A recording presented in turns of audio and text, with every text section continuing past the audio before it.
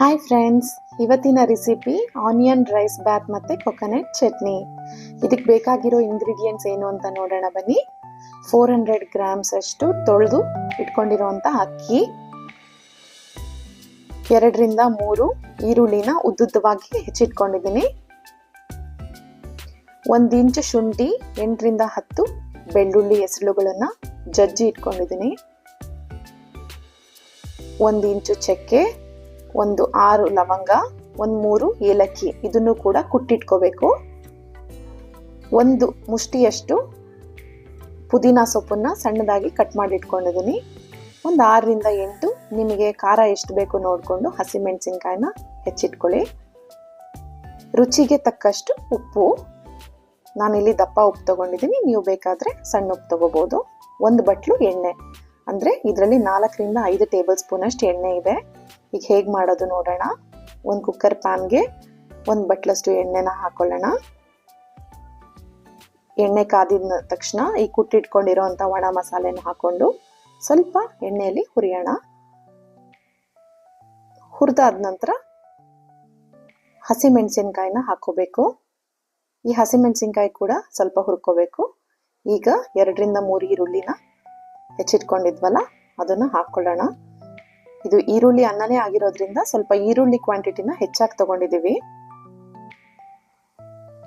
ಈರುಳ್ಳಿನ ಚೆನ್ನಾಗಿ ಹುರ್ಕೋಬೇಕು.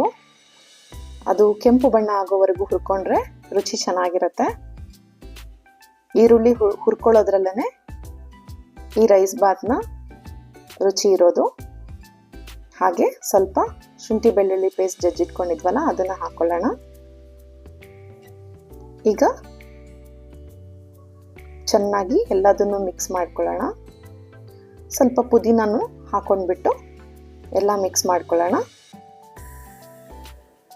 ಇದೆಲ್ಲದನ್ನು ಎಣ್ಣೆಯಲ್ಲೇ ಬಾಡಿಸ್ಕೋಬೇಕು. ಸ್ವಲ್ಪ ಪುದೀನ ಬಾಡಿದೆ ಅಂತ ಗೊತ್ತಾದಾಗ 1 ಲೋಟಕ್ಕೆ 2 ಲೋಟದಷ್ಟು ನೀರನ್ನು ಹಾಕೋಬೇಕು. ಈಗ ಉಪ್ಪು ಹಾಕೋತಾ ಇದ್ದೀನಿ. ನಿಮ್ಮ ರುಚಿಗೆ ಎಷ್ಟು ಬೇಕು ಅದಕ್ಕೆ ತಕ್ಕ ಹಾಗೆ ಉಪ್ಪನ್ನ ಹಾಕೊಳ್ಳಿ.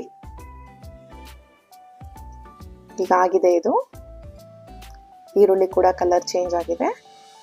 ಈಗ ನಾನು 400 ಗ್ರಾಮ್ ಅಕ್ಕಿ ತಗೊಂಡಿದ್ದೀನಿ, ಅಂದರೆ ನಮ್ಮನೆಯ ಲೆಕ್ಕದಲ್ಲಿ 1 ಪಾವ್ ಅಕ್ಕಿ. ಈಗ ಎಲ್ಲ ಮಿಕ್ಸ್ ಮಾಡ್ಕೊಂಡಿದ್ದೀವಿ. ಕ್ಲೀನಾಗಿ ಮಿಕ್ಸ್ ಮಾಡಿಕೊಂಡು ನೀರು ಕುದಿ ಬರೋ ತನಕ ವೆಯ್ಟ್ ಮಾಡೋಣ.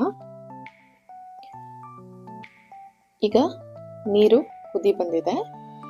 ಕುದಿ ಬಂದಿರೋ ನೀರಿಗೆ ತೊಳೆದಿಟ್ಕೊಂಡಿರೋ ಅಕ್ಕಿನ ಕಂಪ್ಲೀಟಾಗಿ ಹಾಕೊಂಡು ನೀಟಾಗಿ ಮಿಕ್ಸ್ ಮಾಡ್ಕೋಬೇಕು. ಅಕ್ಕಿ ನೀರು ಜೊತೆ ನೀಟಾಗಿ ಮಿಕ್ಸ್ ಆಗಬೇಕು.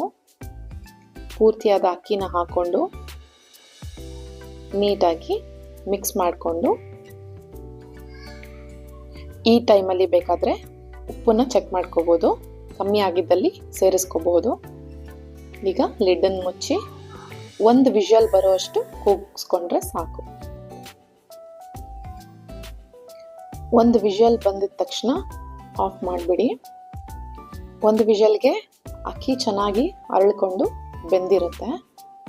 ತುಂಬ ಬೇಯಿಸಿದ್ರೆ ಮುದ್ದೆ ಆಗೋ ಚಾನ್ಸಸ್ ಇರುತ್ತೆ. ಸೊ 1 ವಿಷಲ್ ಸಾಕು. ಈಗ ಕುಕ್ಕರ್ ತಣ್ಣಗಾಗೋದಕ್ಕೆ ಬಿಡೋಣ. ಈಗ ತಣ್ಣಗಾಗಿದೆ. ವಿಷಲ್ ಎತ್ತು ನೋಡಿ ಚೆಕ್ ಮಾಡಿಕೊಂಡು ಓಪನ್ ಮಾಡಿ ಕ್ಲೀನಾಗಿ ಮಿಕ್ಸ್ ಮಾಡಿಕೊಂಡು, ಈರುಳ್ಳಿ ಎಲ್ಲ ಮೇಲ್ಗಡೆ ಸೆಟ್ಲಾಗಿರುತ್ತೆ. ಅನ್ನದ ಜೊತೆ ಈರುಳ್ಳಿನ ನೀಟಾಗಿ ಮಿಕ್ಸ್ ಮಾಡ್ಕೊಳ್ಳಿ. ನೀಟಾಗಿ ಮಿಕ್ಸ್ ಮಾಡಿಕೊಂಡು ಪ್ಲೇಟ್ಗೆ ಸರ್ವ್ ಮಾಡ್ಕೊಳ್ಳೋಣ. ಎಷ್ಟು ಈಸಿ ಆಗಿದೆಯಲ್ವಾ ಈರುಳ್ಳಿ ಅನ್ನ ಆನಿಯನ್ ರೈಸ್ ಬಾತ್ ಮಾಡೋದು. ನೋಡಿ, ಈಗ ಪ್ಲೇಟಿಗೆ ಸರ್ವ್ ಮಾಡ್ತಾ ಇದ್ದೀನಿ. ನಿಮಗೆ ಯಾವ ರೀತಿಯಾಗಿ ಡೆಕೋರೇಟಿವ್ ಆಗಿ ಸರ್ವ್ ಮಾಡಬೇಕೋ ಮಾಡಿ. ಬಿಸಿ ಬಿಸಿಯಾಗಿರುವಂತಹ ಈರುಳ್ಳಿ ಅನ್ನ ಆನಿಯನ್ ರೈಸ್ ಬಾತ್ ರೆಡಿಯಾಗಿದೆ.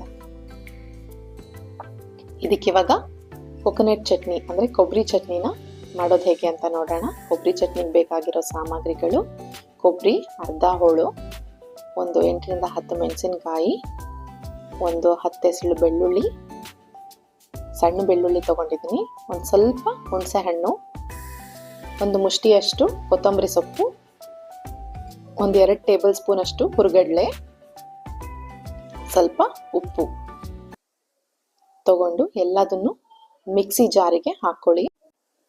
ಈಗ ಕೊಬ್ಬರಿ ಚಟ್ನಿ ರೆಡಿಯಾಗಿದೆ. Onion rice bath with coconut ಚಟ್ನಿನ ಬಿಸಿ ಬಿಸಿಯಾಗಿ ಸರ್ವ್ ಮಾಡಿ. ಮಳೆಗಾಲದಲ್ಲಿ ತುಂಬ ರುಚಿಯಾಗಿರುತ್ತೆ. ನಿಮಗೆ ನನ್ನ ರೆಸಿಪೀಸ್ ಇಷ್ಟ ಆಗಿದೆ, ಪ್ಲೀಸ್ ಲೈಕ್ ಮಾಡಿ, ಶೇರ್ ಮಾಡಿ, ಕಮೆಂಟ್ ಮಾಡಿ. Thank you.